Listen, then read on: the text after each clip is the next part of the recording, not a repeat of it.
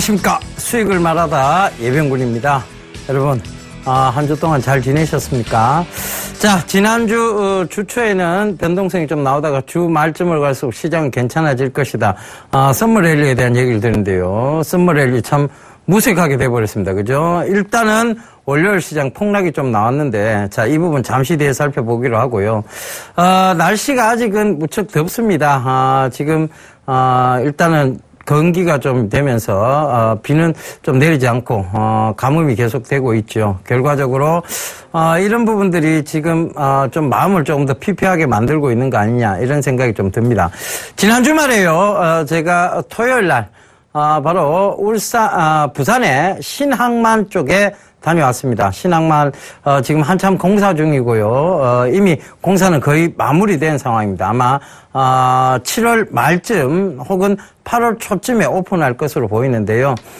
굉장히 큰 이제 크루즈선도 드나들 수 있는 쪽에 신항만이 지금 건설이 됐다는 거 여러분들 좀 참고를 해보시고요. 자, 뭐 때문에 갔다 온지는 여러분들 잘 아실 거예요. 그러면서 그 이후에 가족들과 함께 저희가 해운대 앞바다에 들려서 요트를 좀 타고 왔습니다. 요트 좋더라고요. 그러니까 이런 좀 여유를 좀 가지시길 당부드리겠습니다. 너무 주식만 보고 있으면 마음이 계속 피폐해지고 심적으로 부담감이 생기죠. 그런 심적으로 부담감이 생기는 심리적으로 무너져 버리면 주식은 더더욱 힘든 곳까지 갈 수 있습니다. 그러니까 그 심리적 안정 상태를 찾기 위해서는 여러분들 어찌됐건 여유 있는 삶을 좀 즐기시라는 거 당부드리면서 오늘도 시장 얘기와 더불어서 수익을 말하다 시작해 보겠습니다. 자, 시장 얘기부터 좀 해드려야 될 것 같아요. 자, 지금 오늘 급락이 나왔습니다. 그죠? 급락. 이 급락의 원인은 뭐냐? 이 원인은 뭘까요? 자, 결국은 그리스 문제죠. 이거 이번에 타결되리라고 봤습니다. 왜? 그리스도 새로운 금융 협상안을 제출을 했고, 그것을 수긍하는 듯 보였습니다. 그런데, 자, EU가, 그리고 IMF 쪽에서, 연합 쪽에서, 채권단 연합이죠. 이 채권단 연합 쪽에서 EU 플러스 IMF, 그 다음에, 이런 채권단 연합에서, 채무조정 협상안, 그죠? 채무조정 협상안을 냈습니다. 자, 이걸 했는데, 알렉시스 치프라스가 그리스 총리가 이거 못 받아들이겠다. 우리 국민투표로 붙여야 되겠다. 국민투표. 비겁합니다. 그죠? 이 국민투표 딱 붙이겠다고 얘기하니까 지금 그리스가 뭐가 되느냐? 디폴트가 할 수 있다. 그리고 그렉시트다. 이런 얘기들이 나오면서 시장에 변동성이 확 생겨버렸습니다. 결국은 극적 타결을 끝까지 밀어붙이는 이 알렉시스 치프라스의 고집이죠. 자, 그러면 얘가 왜 고집을 피울까? 얘가 왜 알렉시스 치프라스라는 이 그리스 총리가 국민들도 원하고 있는 채무조정안을 왜 자기가 고집을 부릴까? 그러면서 채무조정안에 반대표를 던지라라고 국민들한테 얘기하고 있습니다. 왜 얘가 이런 무모한 짓을 할까요? 왜 할까요? 자, 그걸 살펴봐야 이 답이 나올 수 있을 것 같습니다. 첫 번째, 이 알렉시스 치프라스 총리는요, 그리스 국민들로부터 당선이 됐습니다. 뭘 공약을 내걸었느냐? 그 부분 때문에 당선이 됐죠. 자, 연금 줄이지 않겠다. 공무원 연금 깎지 않겠다. 너희들 원하는 대로 해주겠다라고 당선이 됐습니다. 근데 막상 그쪽으로 가보려니까 그렇게 호락호락하지 않아요. 누가 돈을 쉽게 더 안 내주거든요. 빌려주지도 않습니다. 돈 갚아라라고만 얘기하죠. 그러니까 국민들로 약속을 어기게 된 상황이에요. 자기가 당선될 때 말했던 그 공약, 이 약속을 어기게 된 상황이 생겼습니다. 이러면 다음 집권 때도 그렇고 내가 문제가 될 것 같은 거예요. 잘생겼죠? 이 알렉시스 치프라스 총리가 잘생긴 사람들 문제 있습니다. 예. 이런 얘기하면 또 큰일 날지 모르겠습니다만은 저같이 못생긴 사람들이 진득합니다. 예, 잘생긴 사람들. 예. 저도 제가 사실은 굉장히 잘생겼었어요. 근데 이게 약속을 잘 지키기 시작하면서 자꾸 얼굴이 못해지더라고요. 그러면서 이래 돼버리는데. 자, 일단은, 약속적인 부분. 이걸 좀, 자기의 이미지를 깎아먹기 싫은 거예요. 그 잘생긴 이미지를 깎아먹기 싫은 거예요. 그러니까 뭘 하느냐. 국민투표를 딱 붙입니다. 이미 여론조사에서는요, 이 그리스 국민들이 뭘 하기 싫으냐. 그러니까 유로존 탈퇴하기 싫다고 지금 여론조사가 이미 나왔어요. 그 다음에, 채무조정안 이거 해주자. 협의해보자. 그냥, 채무조정안 들어주고, 우리가 유로존 탈퇴 안 하고, 유로존으로부터 오히려 지원을 좀 더 받아보자. 이렇게 국민들의 의견을 모아졌습니다. 어느 정도, 여론조사에서 그게 나왔는데, 요 강수를 딱 던졌어요. 그러면서 본인은 반대표를 던지라고 얘기를 하고 있습니다. 왜? 면책이죠. 자기의 책임을 면하고 싶은 그 마음입니다. 면책입니다. 왜?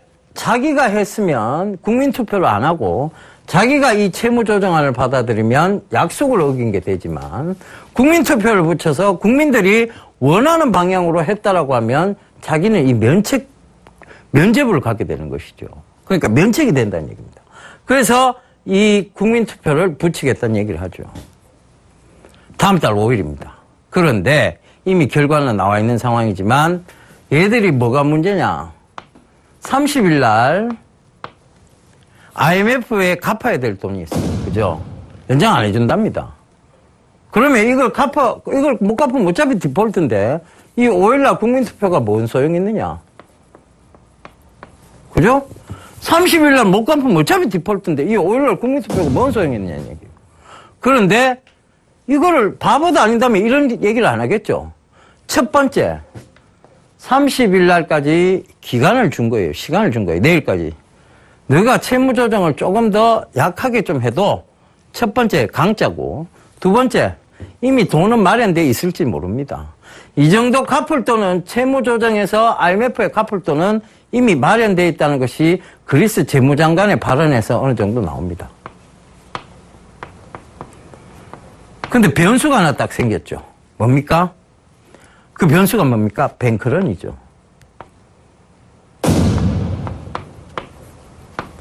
은행에서 돈을 다 들고 갚는 거예요. 은행에서 돈 다 뽑아봤습니다. 그러니까, 이거 채무, IMF에 채무 갚아야 된다, 30일날. 그러니까 그리스가 어떠한 결정까지 내렸느냐?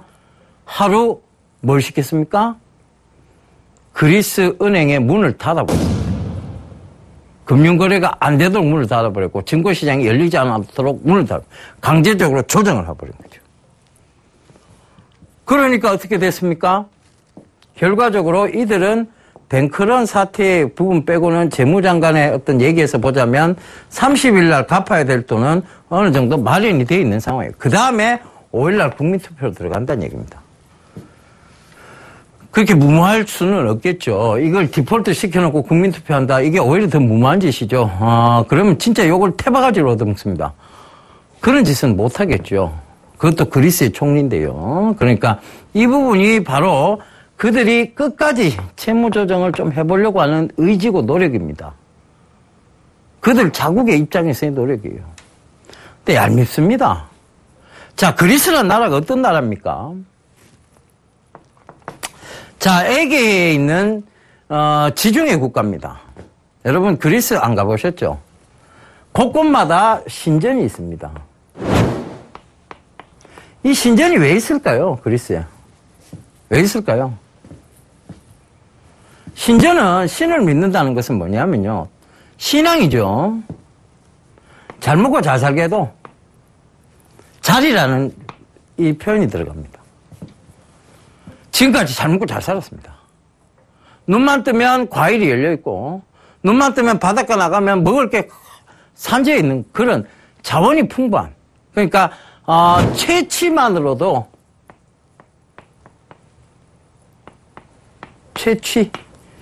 채취만으로도 살아갈 수 있는 나라. 그런 나라였어요. 언제든지 일어나면 먹을 게 있는 나라. 그리고 기후가 너무 좋아서 사시사철 먹을 게 넘쳐난 나라. 풍요로운 나라였습니다. 이 풍요 속에서 풍요를 잃고 싶지 않으니까 대도 안 하는 누구한테 기도하느냐? 신전에다가 기도를 계속 하는 거예요. 우리 지금까지도 잘 먹고 잘 살고 있는데 계속 잘 먹고 잘 살게 해주십시오. 바다의 신 포세이돈이요. 우리 잘 먹고 잘 살게 해주세요. 자, 그런 얘기를 계속 한 거예요. 그죠?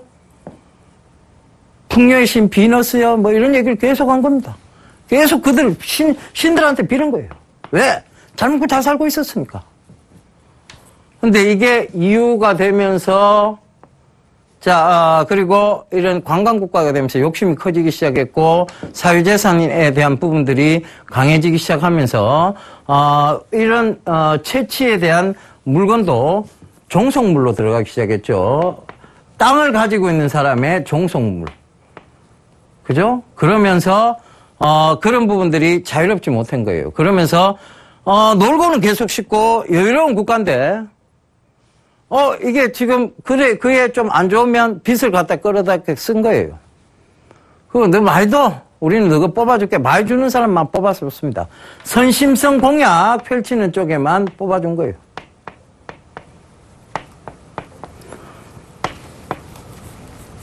그러니까 국가 빚은 계속 늘어났고 부채는 늘어났고요. 그죠? 원래 게으른 국가니까 채무상환 능력은 떨어졌습니다. 채무상환 능력 이건 떨어지죠.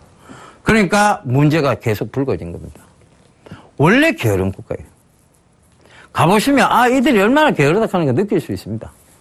탱자탱자 놉니다. 배짱입니다. 기후도 좋고요. 우리나라 어떻습니까?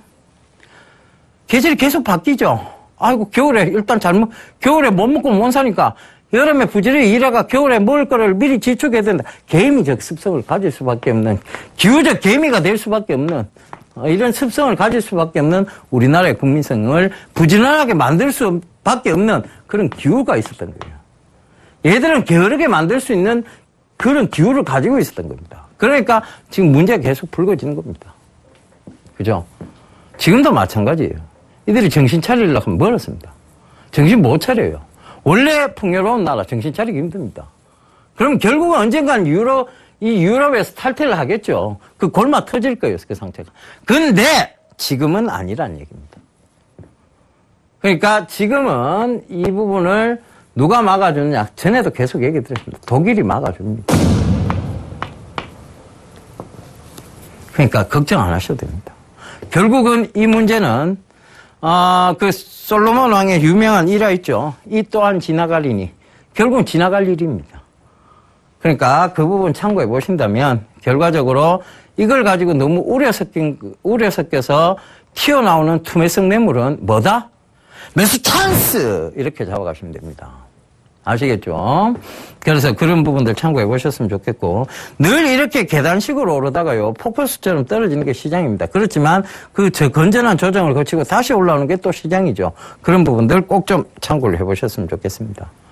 시장 얘기는요 여기까지 좀 마무리를 짓도록 할게요. 자, 우리나라에 대한 이제 대외 변수적 요인. 자, 그러면 대내 변수적 요인들을 한번 살펴보자고요. 대내 변수적 요인들을 한번 살펴보도록 하겠습니다. 자, 우리 뭐가 있었어요? 지난주에도 얘기해드렸죠. 메르스. 진정되죠? 진정 국면입니다. 자, 그 다음 또 뭐 있습니까? 추경. 그죠? 추경이 이제 편성될 거예요. 그러면 이것은 증시 상승 요인입니다. 결과적으로 지금 두 개 다 증시 안정 역할을 할 거예요. 뭐만 거치면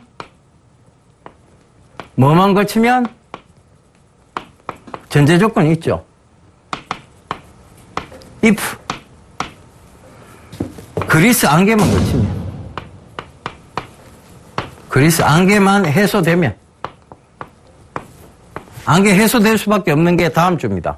그러면 이 안개만 해소되면 결국은 시장 다시 간다는 얘기죠. 그래서 오늘 급락이 나왔을 때도 오전 아침에 출연해서 여러분들 개장방송 때 이런 얘기를 드렸어요. 갭을 크게 띄울 것이다. 크게 하락을 시켜놓고 반등을 줄 것이다. 근데 그 반등이 오히려 똑바른 반등이 아니고 털어내기 위한 반등이다. 그렇기 때문에 오히려 시장 막판으로 갈수록 더 꼬꾸라질 수 있다는 얘기를 드렸었죠. 그러면서 시장은 또다시 급락이 나왔고, 자, 급락이 나온 상황에서 마감이 됐습니다. 잘 됐습니다, 오히려. 우리가 골이 생겨야 산도 생길 수 있습니다. 그죠? 골이 없는 산이 어디 있습니까? 그죠? 그러니까 골을 만들었어요. 이제 산만 만들면 됩니다. 그러니까 그 부분도 참고해 보시고요. 결과적으로 해결될 수밖에 없는 문제를 계속 걱정하는 것은 기후다. 그렇다면 추경만 제대로 편성이 돼서 이게 경기 부양 역할을 한다면 결국은 이 자금들은 다른 데로 안 갑니다. 위험자산으로 쏠리게 되어 있습니다. 왜 위험자산으로 가느냐? 지금 돈 되는 시장이 위험자산 하나밖에 없어요. 그죠? 그러니까 위험자산으로 간다는 얘기입니다. 그래서 이 부분 꼭 좀 참고해 보시라는 얘기입니다. 그래서 너무 걱정하는 것보다는 긍정적인 마인드를 가지고 지금 시장을 봐야 될 시점입니다. 그래서 이 바로 7월부터 7월 한 5일 정도가 넘어가기 시작하면 7월 5일 이후부터 본격적인 썸머 랠리가 좀 나올 수 있는 그런 시장이 아니냐. 그렇게 보여지니까요. 지금부터는 차곡차곡 분할로 모아가시면 되겠습니다. 그죠? 그리고 지금 기존에 들고 계셨던 분들은 보유자입니다. 그죠? 보유자의 영역이 될 때까지 기다리시면 됩니다.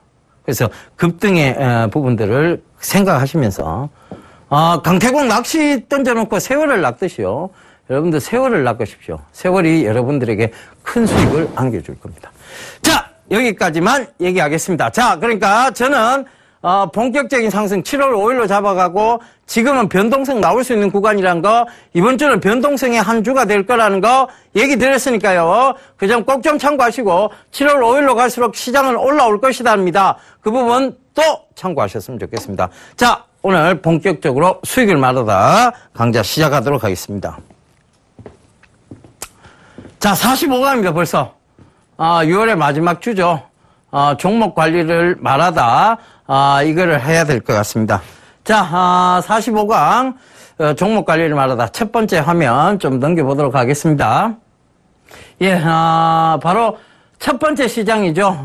바로 이, 미디어 시장을 그때 점검을 한번 해드렸어요. 그러니까 6월 초입니다. 6월 초에 미디어 시장을 점검을 해드렸고, 바로 제가 알고 있기는 6월 1일 날이죠. 6월 1일 날 미디어 시장을 점검해드리면서 점프에 대한 얘기를 해드렸습니다. 그죠? 정글이다. 시장 내 경쟁 구도의 변화가 되고 있는 미디어 시장. 그 다음에 UHD, TV의 대중화 콘텐츠 가세가 되면서 성장성을 만들어 나갈 수 있는 미디어 시장. 그 다음에 모네티제이션, 스토리의 수익화 시작이 됐고, 결국은 신규 시장이 형성이 되면서 이 방송산업이 수익화되는 사업으로 바뀌어 나가고 있다는 것이죠. 그 다음에 퍼스널리제이션, 싱글족의 미디어 소비가 싱글족이 굉장히 많이 늘어났습니다. 결과적으로 늘어나는 이유는 1인 가구가 많이 늘어난 이유는 결혼들을 안 해요. 그죠? 결혼하고 나서도 헤어집니다. 돌싱녀, 돌싱남. 그죠? 많이 헤어집니다. 그러다 보니까 싱글은 계속 늘어나고 있는 추세고, 그런 점들에서 이 싱글들이 집에 가면 할 짓이 없죠? 그러니까 TV 틀어놓고 계속 멍 때리고 있습니다. 미디어 쪽을 그만큼 많이 미디어 산업이 활성화될 수밖에 없는 사회 구조적 분위기가 만들어지고 있다는 것이죠. 그러다 보니까 예능 프로그램이 시청률이 고공을 찌르고 드라마가 시청률이 고공을 찌릅니다. 그러다 보니까 많은 드라마가 제작이 되고 콘텐츠들이 제작이 되고 미디어 쪽에 어떤 산업을 활성화시켜 나가는 디지털 TV 산업화가 이루어지고 있는 것이죠. 결과적으로 그런 부분들이 이 미디어 산업의 성장성을 의미한다는 것입니다. 그래서 그 부분들을 꼭 좀 참고해 보시는 얘기입니다. 그래서 미디어 산업이 잠시 뒤에 얼마만큼 한 달 동안 어떤 흐름을 보이는지를 한번 보자고요. 오늘 급락이 나왔겠죠. 결과적으로 시장이 전체적으로 빠졌으니까. 그렇지만 지금 급락이 나오기 전까지의 모습들을 살펴본다면 향후 시장도 분명히 점검이 가능하리라 보여집니다. 그 다음 한번 보실게요. 광고 총량제, 광고를 총량제로 해서 광고를 오히려 시간을 확대해 주는 거예요. 가상 광고, 간접 광고에 대한 규제를 완화시켰습니다. 그러니까 광고 총량제, 가상 광고, 간접 광고 규제들을 완화해 주니까 미디어 산업이 활성화되겠습니까? 아니면 미디어 산업이 축소가 되는 부분입니까? 활성화죠. 그러니까 그 부분도 참고를 해보시라는 얘기고요. 결과적으로는 PPL이라든가 이런 확대, 허용 시간 확대가 굉장히 크게 늘어났다는 거. 100분의 5에서 100분의 7로 늘어났고요. 유료 방송 등 평생 시간대 평균, 최대가 100분의 17인데 최대 100분의 20까지 늘렸다는 얘기입니다. 그죠? 그런 부분도 참고를 해보시는 얘기입니다. 그 다음 한번 보실게요. 연도별 미디어 산업의 성장성입니다. 2014년도까지는요, 스토리를 형성한 시기죠. 중국의 시장성을 확인한 시기입니다. 별거대를 중국 쪽에 수출했습니다. 그런데 크게 수익은 없었어요. 그러니까 시장성만 확인을 한 것이죠. 그 다음에 그 수익성은 없었지만, 천송이 쿼터라든가 이런 것에 대한, 굉장히 판매가 활성화될 수 있는 부분이었어요. 시장 확인했고, 그 다음에, 그런 부분에서 우리가 규제를 완화해야 되겠다는 부분들이 문제 제기까지 이루어졌는 그 시기가 2014년도로 보시면 되고요. 그 다음 시기가 2015년도입니다. 드디어 수익화 시작을 한 거예요. 그래서 중국 사업 전략을 세웠고, 그 다음에 규제 완화를 또 실현을 하고 들어가고 있습니다. 그러면서 비즈니스 모델을 다각화하고 있는 것이죠. 그러니까 방송산업의 수익 극대화적인 측면입니다. 자, 그 다음 2016년도는 그럼 어떻게 해야 하겠어요? 본격적으로 수익을 거둬야 되는 시점. 자, 현지화 사업을 본격화하는 시점입니다. 그죠? 시장 성장성을 회복하는 시점이고, 신규 매출의 비중이 상승되는 시점입니다. 미디어 산업은 지속적으로 성장하는 산업이다. 이것을 이 도표가 얘기해 주고 있는 것입니다. 자, 다음 한번 보실게요. 자, 디지털 시대의 방송 밸류체인 발달입니다. 제작 편성에부터 광고비, 광고주, 광고비, 송출 수수료, 서비스 사용료 이런 거 다 포함하면 방송사업은 연락에 돈 버는 시스템이네요. 그죠? 예. 많이 버는 시스템이에요. 그러니까 결과적으로 뭐냐면 방송산업, 디지털 방송산업은 결국은 방송사의 수익 극대화를 의미한다는 것이죠. 그래서 그런 부분들을 참고해 보신다면 미디어 산업의 성장성 충분히 가늠해 보실 수 있으리라 생각을 합니다. 그 다음 한번 보실게요. 디지털 전환 및 LTE 보급 추입니다. 요새 여러분들 지하철이나요, 버스 이런 데 타보시면, 대중교통 이용해 보시면, 굉장히 이 스마트폰을 가지고 미디어를 많이 봅니다.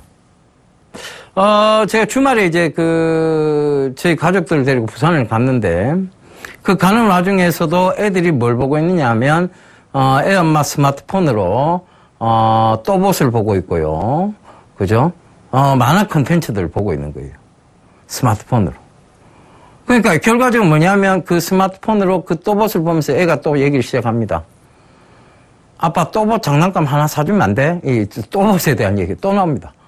그러니까 이 방송이라는 것이 결국은 캐릭터 산업도 될 수 있고 완구 산업 이런 쪽에서까지 발전을 이룰 수 있다는 부분이에요. 그래서 디지털 방송의 전환, 이 LTE 보급이 강력하게 이루어지면서 LTE 보급이 굉장히 여러분 LTE 보급이 지금 회색선입니다. 강하게 이루어지면서 그들이 스마트폰으로 또 디지털 콘텐츠를 즐기고 있고 그걸 통해서 물건에 대한 구매 욕구가 생기고 있다. 방송 산업의 극대화죠. 상업성 극대화입니다. 그 부분 때문이에요. 그래서 이런 부분들이 바로 미디어 산업의 수익 극대화를 가져오는 것이죠. 다음 한번 보실게요. 미디어 업종의 성장세인데요. 자, 구조적 성장이 되기 시작하면서 전체적으로 보면 미디어 업종 지수가 굉장히 강하게 올라가고 있다는 것이죠. 최근에 이 얘기를 드리고 나서 자, 레드로바라는 이제 애니메이션 콘텐츠 업체죠. 그걸 중국의 업체가 바로 매수를 했습니다. M&A를 했죠. 그러면서 레드로바의 주가가 굉장히 크게 올라갔습니다. 이 레드로바는요, 저희가 가족분들과 거의 1년 가까이를 쥐고 간 종목입니다. 이제 제대로 된 수익이 나면서 100% 근접해 들어가고 있는 것이죠. 결과적으로 뭐냐면 자, 이런 장기 성장세에 대한 부분입니다. 이 장기 성장세, 지금도 미디어 산업이라든가 컨텐츠 산업 쪽은 장기 성장세에 놓여 있다는 것이죠. 우리가 미래 시장에 내가 어떤 종목을 사놓고 있으면 겁날 게 하나도 없다. 이런 시장의 변동성도 흔들릴 필요가 없다. 이 얘기 드렸었죠. 결과적으로 그 얘기입니다. 성장 쪽이죠. 미래 쪽입니다. 겁날 게 있습니까? 겁날 거 없다는 얘기입니다. 그 부분 참고해 보시라고 이렇게 산업을 이렇게 홈파듯이 파갖고 여러분들께 이렇게 탁 바치는 겁니다. 얼마나 좋습니까, 이 프로그램. 그죠? 그러니까 이 부분 계속 참고를 하시면서, 앞으로 성장 산업에 내가 들어가 있으면 겁날 게 전혀 없구나라는 것을 인지만 하시면 됩니다. 자, 다음 한번 보실게요. 미디어 업종의 종목입니다. CJ ENM, SBS, 제일기획, 나스미디어, 그 다음에 스카이라이프, CJ 헬로비전, KTH, SBS 콘텐츠 오브 J 콘텐트리가 나왔습니다. 이때 제가 짚어드린 종목들이 뭐였는지 잠깐 한번 보고 가도록 하겠습니다. 자, SBS 콘텐츠 오브 좀 보도록 하겠습니다. 오늘 오히려 조금 양봉으로 마감이 됐네요. 결과적으로 꾸준하게 올랐습니다. 그러다가 바로 이제 지난주에 좀 급락이 나오기 시작했죠. 그러니까 6월 1일 날 방송 나가고 난 이후로, 자, 한번 봐보세요. 요걸 좀 확대를 해볼게요. 6월 1일 날 방송 나가고 난 이후로 17,000원대에서 바로 19,000원까지 상승을 했습니다.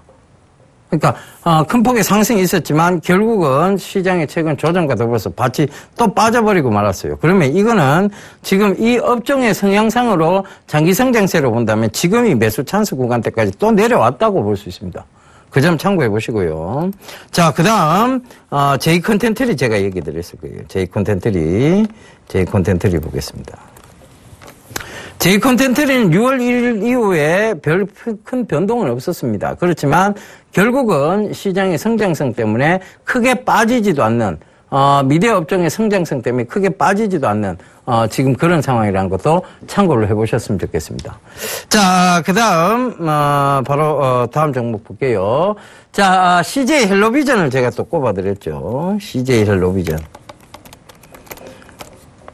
방송 산업의 극대화를 지금 이루어 나가고 있다. 6월 1일 추천 이후로 이것도 큰 변동은 없습니다만 시장의 변동성에 전혀 무관하게 잘 대응하는 모습입니다. 자, 박스권을 보이고 있죠. 그래서 이 부분도 참고를 해보셨으면 좋겠습니다. 결과적으로는 CJ 헬로비전, 그 다음에 CJ 헬로비전, SBS 콘텐츠 오브, 그 다음에 J 콘텐트리, 요 세 종목을 탑픽으로 잡아드렸으니까요. 지금도 이 세 종목의 업황적인 측면이 굉장히 괜찮은 걸로 봐서는, 지금, 여러분들, 지금 뭐 어떤 매수 찬스 때까지 또 떨어졌어요. 당연히 보셔도 좋을 구간대까지 왔다는 얘기입니다. 자, 다음 한번 보실게요. 자, 미디어 업종의 해외 매출액과 주가의 상관관계입니다. 해외 매출액이 굉장히 크게 늘면서 주가 역시 올라가고 있는 모습입니다. 해외 매출액이 그럼 미디어 업종이 앞으로 줄까요? 배우 김수현이라는 배우가 갑자기 폭삭 늙어버립니까? 그죠? 전지현이라는 배우가 갑자기 종적을 감춥니까? 아니죠. 그러니까 그들의 한류 열풍을 타고 미디어 업종은 성장을 할 것이란 얘기입니다. 그래서 그 해외 매출액과 미디어 주가의 상관성은 굉장히 높아지는 경향이 나오고 있다는 것이죠. 자, 다음 한번 보실게요. 자, 미디어 업종 영업이익률과 주가 추이입니다. 결국은 2013년도부터 행보하다가 2014년에 큰 폭 하락이 있고 난 다음에 제대로 이제 상승률을 보이고 있다는 것이죠. 자, 다음 한번 보실게요. 이 중심에 뭐가 있었느냐에 대한 부분이에요. 미디어 산업의 성장 진화입니다. 한류의 진화인데요. 1차, 일본의 연사마, 그죠? 이때까지만 해도 오프라인이었습니다. 연사마, 배용준 씨죠. 이 연사마가 등장하기 시작하면서 겨울 연가죠. 그 드라마 때문에 굉장히 자상한 남자의 이미지. 한국 남자는 정말 자상하고 저렇게 다 잘생겼구나. 천만의 말씀 만만의 공덕입니다. 저같이 덩치 크고 몸 꽝이고 그다음에 얼굴도 못생긴 사람도 많이 있습니다. 그런데 연사마 하나만 보면 얼굴도 잘생기고 자상하죠. 그러나 그가 실제로는 자상한지 우리는 알 수 없습니다. 그죠? 그러니까 일단은 그것 때문에 일본에서 선풍적인 인기를 끌면서 연사마 지우히메가 등장하기 시작했죠. 그러면서 그때 당시 오프라인에 한류 열풍을 불었고요. 그 다음 2차가 성장이 뭐냐면 미국, 유럽의 강남 스타일이었습니다. 싸이죠. 못생기고 몸깡인 남자가 등장하기 시작했습니다. 그러면서 강남 스타일을 부르기 시작했어요. 강남 스타일, 그죠? 말춤을 추기 시작했습니다. 그러면서 온라인으로 확대가 되고 유튜버나 이런 데서 조회수가 굉장히 크게 늘어나면서 이 온라인의 한류 열풍을 불러들이게 된 것이죠. 그 다음에 3차가 바로 중국 쪽에서의 성장입니다. 별그대, 그죠? 별그대. 지금도 회자되고 있는 드라마입니다. 자, 러닝맨, 형제여 달려라. 그죠? 중국판 이름입니다. 그 런닝맨이 지금 그 온 오프라인에서 맹활약을 펼치고 있다. 이게 3차에 대한 1차, 2차, 3차의 한류 열풍을 가져온 대표적인 것들을 저희가 잡아봤습니다. 참 이렇게 진행이 되면서요, 미디어 산업이 발전을 한 것이죠, 결과적으로. 그래서 문화적 현상은 유행하고 일시성을 가지고 있는데 매출 가능성은 산업적으로 봐야 하고 지속성으로 봐야 된다는 얘기입니다. 자, 다음 한번 보실게요. 7년 만에 추월당한 한일 관광객 수. 자, 이 얘기는 면세점에 대한 얘기입니다. 자, 이 얘기는 면세점. 그러니까 7월 이제 그 둘째 주죠. 6월 둘째 주에 들고 나왔던 내용이죠. 6월 15일인데 그때 면세점을 우리가 살펴보기 위해서 먼저 살펴봐야 될 게 뭐냐면, 일본 한일 관광객 수가 추월을 당했어요. 그런데 이 추월 당했는데 왜 면세점이 좋으냐에 대한 부분입니다. 전체적인 마켓 시효가 늘어나서 추월을 당했지만 우리 마켓 시효도 늘어나고 있다는 게 핵심 포인트입니다. 그래서 그걸 잡으러 치라는 얘기고요. 그 다음 한번 보실게요. 자, 국내 4호 면세점의 시장 규모입니다. 자, 외국인 전용 기념품 판매점이 1.5조 원. 면세점이 굉장히 급격한 성장세를 보이고 있다는 것이죠. 지난 주말에 부산 신항만에 갔다 왔습니다. 국제선 여객터미널. 거기 갔다 왔는데요, 마치 인천공항처럼 지어놨습니다. 한번 가보세요, 나중에 시간에. 부산역 뒤에 자리 잡고 있고요. 그 부산항의 국제 여객선 터미널과 부산역을 도크로 연결한답니다.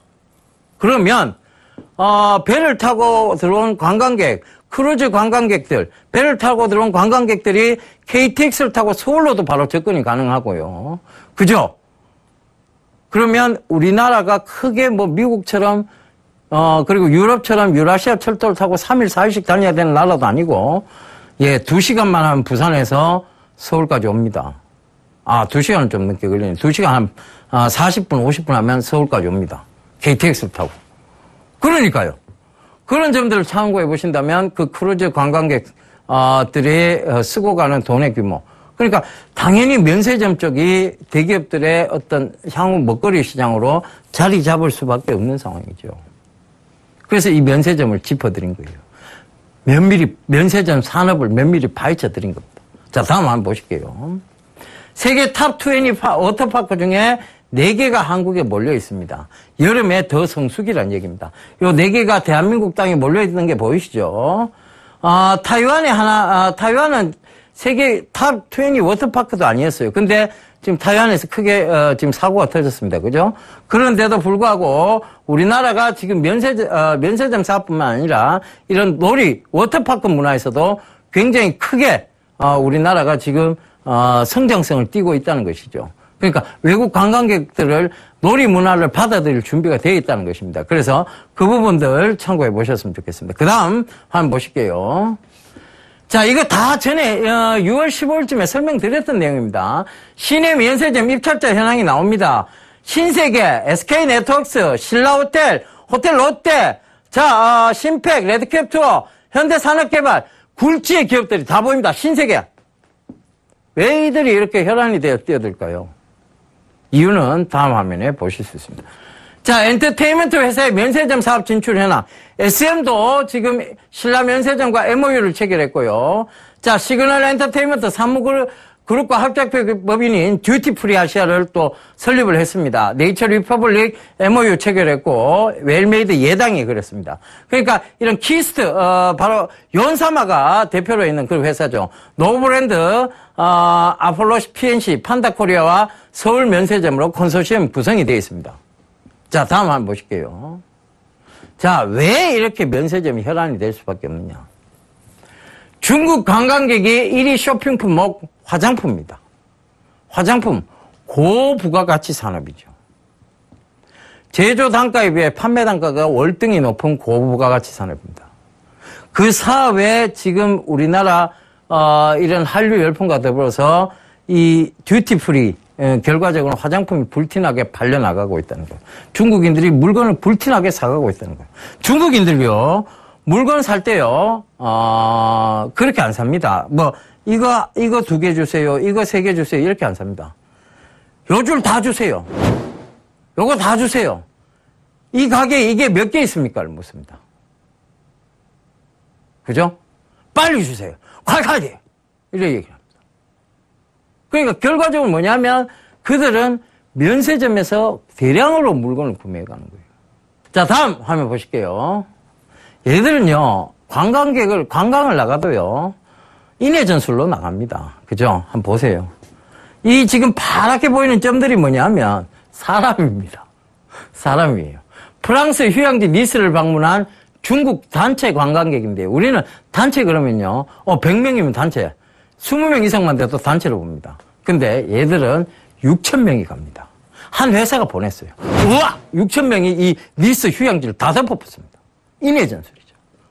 그러니까 그만큼 얘들이 이제 중국 중산층이 늘어나고 임금이 늘어나기 시작하면서 돈을 좀 받기 시작하니까 해외여행을 가고 싶어졌던 거예요. 그리고 해외여행 가고 물건을 좀 좋은 걸 사고 싶어지는 나라가 돼버렸습니다. 그러니까 얘들이 어떻게 됐냐? 이제 해외여행을 굉장히 많이 가는 국가가 됐습니다. 이들을 공략해야 되죠. 예전에 이런 얘기 있었잖아요. 중국인들한테 볼펜을 한 자루씩만 팔아도 10억 개를 판다고. 그런 얘기 있었습니다. 지금 중국 관광객이 그 나라 인구의 10분의 1만 우리나라에 지금 들어와도, 자, 10분의 1만 들어도 1억 3천 명이라는 놀라운 숫자가 우리나라 관광객이 들어온다는 얘기입니다. 그죠? 보통 또 관광객은 가족 단위로 가잖아요. 그 점 참고해 보시더라도 이런 면세점 사업에 이 대기업들이 왜 이렇게 신성장 동력을 뛰어들고 있는지 충분히 이해가 되실 수 있는 내용이죠. 자, 다음 한번 보실게요. 이 면세점 사업을 불러일으키는 근본적인 한류 열풍이죠. 겨울연가, 연사마와 지우히메가 등장하는 겨울연가. 그죠? 그리고, 저의 이상형이었습니다. 이분을 가장 좋아했었는데요. 예, 시집을 가버리셨죠. 바로 이영애 씨입니다. 대장금. 예, 산소 같은 여자. 이분이 또, 장금이로서 활약을 하면서, 바로 한류 열풍을, 중국의 한류 열풍을 가져온, 또 주역이죠. 그렇게 보시면 되고요. 자, 그러면서 지금 드림하이라는 프로그램, 아이리스라는 프로그램들이 중국 내에서 인기를 끌고 외국에서 큰 인기를 끌기 시작하면서 한류 열풍은 이어지고 있는 것입니다. 별그대의 김수현, 전지현 씨도 마찬가지고요. 자, 이영애 씨가 다시 한번 안 나오나요? 몹시 기다려집니다. 제가 한때 팬으로서 몹시 기다려지는데 이영애 씨를 하루속히 TV에서 좀 봤으면 좋겠네요. 그죠? 자, 이건 그냥 뭐 웃자고 한 얘기고요. 자, 다음 한번 보실게요. 자, 요거는 이제 그 다음 주에 또 얘기 드렸던 부분입니다. 바로 삼성물산과 엘리엇의 관계를 설명드리면서 얘기 드렸었죠. 자, 앞부분에 두 가지를 살펴봤습니다. 첫 번째, 면세점 산업에 대해서 우리가 주도 면밀하게 좀 파악을 해봤고요. 그 전에는 또 미디어 산업에서 주도 면밀히 파악해봤습니다. 미디어 산업도 마찬가지고요. 면세점 사업도 마찬가지입니다. 이 한류를 중심으로 해서 뻗어나가고 있는 성장 산업입니다. 미래 산업이지요. 무형의 가치였습니다. 특히 미디어 산업 쪽은 무형의 가치를 이제 유형화시켜 들어가는 본격적인 수익 극대화적인 측면이 이루어지고 있다는 점. 그 다음에 이 한류 열풍을 계기로 관광객을 끌어들이고 있는, 즉 무형의 가치를 유형화시켜 나가고 있는 또 관광산업의 하나가 이 면세점 사업이라는 거. 이 두 가지는 반드시 크나큰 성장세를 지니고 있는 미래 성장 산업이다라는 거 다시 한번 꼭 체크를 해보시고요. 그 다음에 이제 산업적인 측면이 아니라 어떤 지분관계적인 측면에서의 삼성과 엘리엇의 관계를 그 다음 주에 설명을 드렸습니다. 바로 지난주죠. 이 방송이 나가고 난 이후에, 방송 이전이었죠. 제가 녹화를 월요일 날 하는데 월요일 날 이후로 삼성물산이 많이 올라왔습니다. 월요일 날도 올랐고 화요일 날도 올랐는데요. 자, 삼성물산 주가를 한번 보고 가도록 하겠습니다. 자, 삼성물산이요. 지금 이 엘리엇과의 소송이 각가지 이제 걸리기 시작했습니다. 자, 합병이 쉽지만은 않은 단계까지 지금 와 있는데요.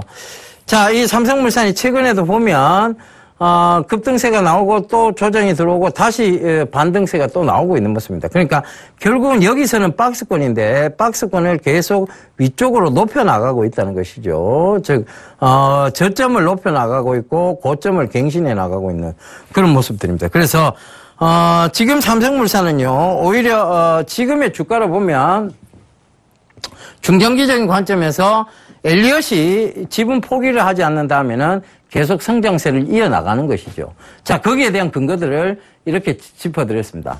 2003년도 소버린이 SK 지분 취득 후 주가 추이입니다. 2003년도 4월 23일 크레스트 증권에서 SK 지분 8.65%를 매입을 했는데요. 그것이 바로 소버린입니다. 그 소버린이 매입하고 난 이후에 2003년 4월 말에 12.3% 매입 공시를 했고요. 경영권 참여를 하겠다는 발표를 했습니다. 그 후에 주가는 계속 올라갔죠. 물론 구간마다는 조정이 있었습니다. 그렇지만 2003년도 6월 달에 소버린 경영 지도부를 교체 요구를 했고 2004년도 2월 소버린 최태원 회장 퇴진까지 요구를 했습니다. 그러면서 2004년도 3월 SK가 주총을 개최하고 경영권 방어에 성공을 했습니다만 소버린은 이미 막대한 이득을 거두고 나갈 수 있는 상황이 되어버렸습니다. 결국은 2005년도 7월 약 2년여간의 2년여 조금 넘어가는 그 사이에 기간 동안 소버린은 막대한 이득을 취하고 난 다음에 바로 지분을 전량 매각 발표하면서 나가버리고 말았습니다. 돈만 챙겨서 나갔죠. 지난주에도 얘기 드렸습니다. 먹튀라고. 먹고 튀었다는 얘기죠. 그런데 먹튀가 반드시 나쁘지는 않습니다.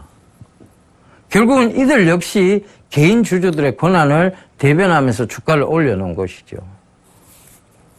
그럼 개인 투자자분들의 주가에 대한 부분들을 생각해 본다면 지금 엘리엇이 여러분들 삼성물산의 구원투수로 작용할 수 있다는 얘기를 드렸습니다.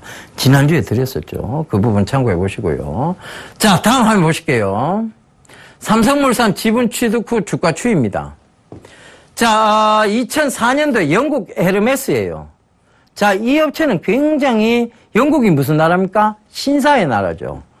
이 헤지펀드도 신사적으로 했습니다. 그죠? 2004년도 했는데 3월 헤르메스가 물산의 주식을 5% 취득하고 공시 후에 삼성전자 지분 매각을 요구했고 2004년 5월 달에 플래티넘 5.83% 지분 취득 공시를 하면서 결국은 주가의 변동폭이 굉장히 컸습니다. 그런데 결국은 이 헤르메스는 크게 수익을 보고 나가지는 못했습니다. 양반이기 때문이죠. 신사의 나라. 그러다 보니까 너무 악질적인 행위는 하지 않습니다. 그럼 요번에 들어온 엘리엇은 어떤 회사일까요? 자, 그걸 계속 보시자고요. 다음 한번 보실게요. 삼성물산 합병 발표 이후 주가는 급격하게 올라갔습니다. 그런데 아무리 봐도요, 삼성물산이 불리한 입장입니다. 제일모직이 과연 삼성물산과 비교할 만큼 이렇게 거대한 회사입니까? 아니죠. 그럼에도 불구하고 삼성물산의 주가가 낮고 제일모직의 주가가 높다는 이유만으로 거의 삼성물산에게 불리한 합병 구조를 가져간다. 이것은 삼성전자가 지분을 가지고 이득을 취하려는 그런 어떤 약간의 얕은 수가 아닌가 그렇게 보여지는데요. 일단은 그들의 속내는 모르겠습니다. 하지만 그런 속내를 간파한 엘리엇이 그때부터 치고 들어오기 시작한 것이죠. 자, 다음 한번 보실게요. 삼성물산의 지분 구성입니다. 지금 엘리엇 펀드가 7.1% 들어왔고요. 나머지 일성신약이 2.1%, 국민연금이 10%, 이건희 회장이 1.4%, 자사주 5.8%. 요걸 KCC로 딱 넘겼죠. 그죠? 그리고 삼성화재가 4.8%, 삼성 SDI가 7.4%입니다. 기타 61.4%는 그럼 누구냐? 이게 됩니다. 개인 투자자죠. 소액 투자자들이 모인 게 61.4%라는 얘기입니다. 그럼 이 소액 투자자의 지분이 어느 편에 서느냐가 가장 중요한 관건이 되겠죠. 바로 엘리엇 펀드 쪽에 설 수 있다.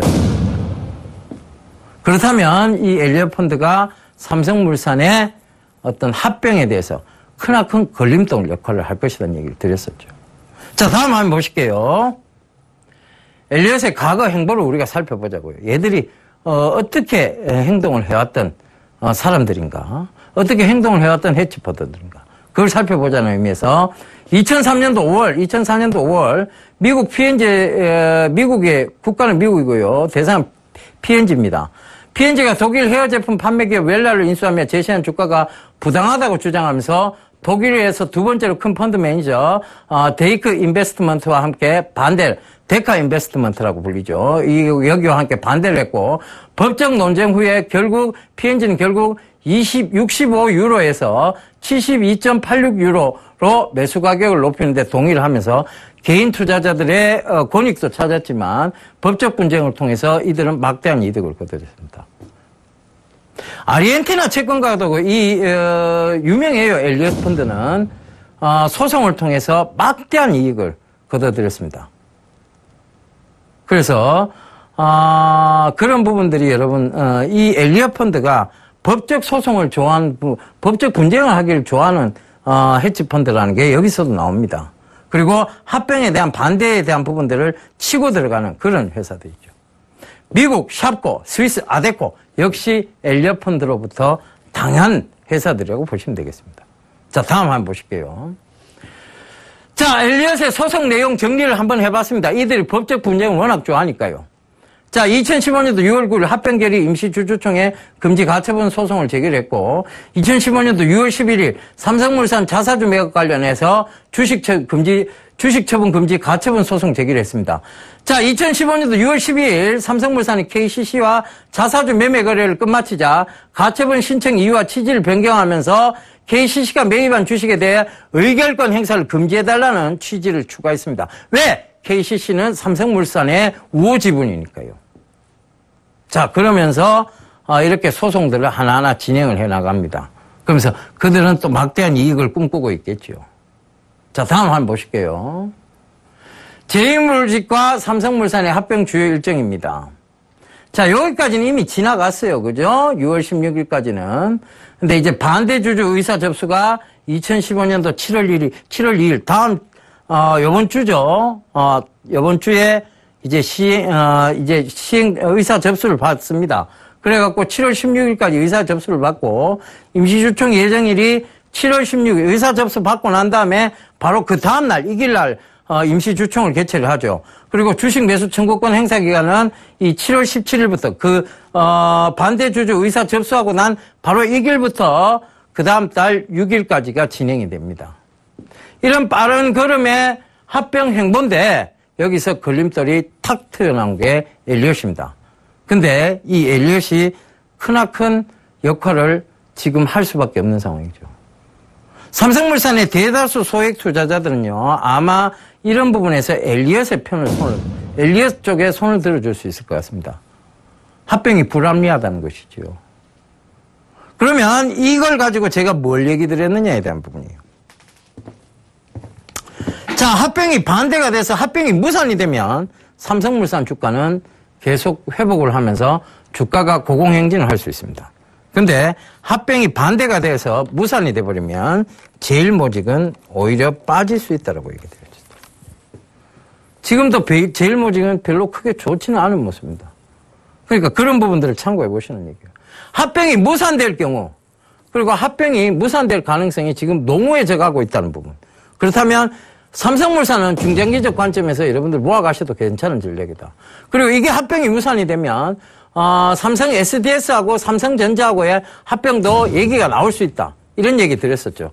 그러니까 결과적으로 보면 그 합병이 무산될 쪽에다가 오히려 무게를 실어가면서 주식시장을 바라봐야 된다는 얘기입니다. 그래서 그 부분을 설명드리기 위해서 이 바로 삼성물산과 엘리엇의 관계를 또 설명을 드렸죠. 자, 여러분, 저는 계속해서 이런 문제가 되는 부분들, 그리고 여러분들이 궁금해하시는 부분들, 그리고 앞으로 성장해 나가는 산업들을 계속 이 시간을 통해서 여러분들께 말씀드리도록 하겠습니다. 예, 오늘도 시간이 모자라면서 빨리 진행을 좀 했는데요. 그럼에도 시간이 좀 부족합니다. 여러분들, 시장은요 아직 죽지 않았습니다. 여전히 상승 가닥 속에서의 건전한 조정이라는 거 참고하시고요. 썸머랠리 반드시 이 올해 나올 수 있다라고 참고해 보신다면 지금부터 분할로 매수해 들어가는 관점 꼭 좀 명심하셨으면 좋겠습니다. 저는 이만 물러가고요. 다음 주 이 시간에 다시 인사드리도록 하겠습니다. 감사합니다. 유병군이었습니다.